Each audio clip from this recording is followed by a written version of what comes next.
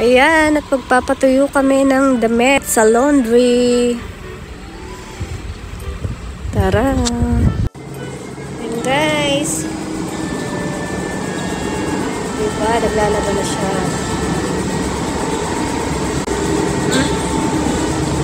Sa mama.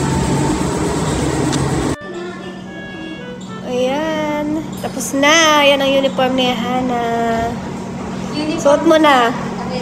Yung uniform na wala na ulit. Ano? Ang daming naglalaba. Ano?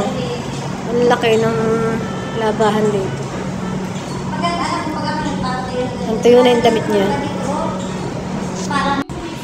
Ayan, no. Diba nag-iikot? Nag-iikot.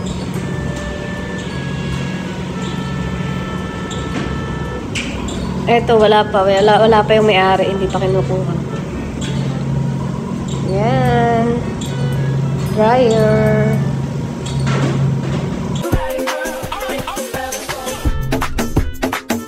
Kapag pati sa bahay.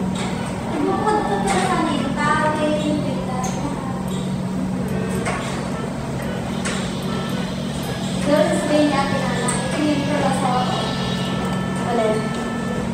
Uniform niya? Okay. Ah? Uniform daw ng kanyang hubby.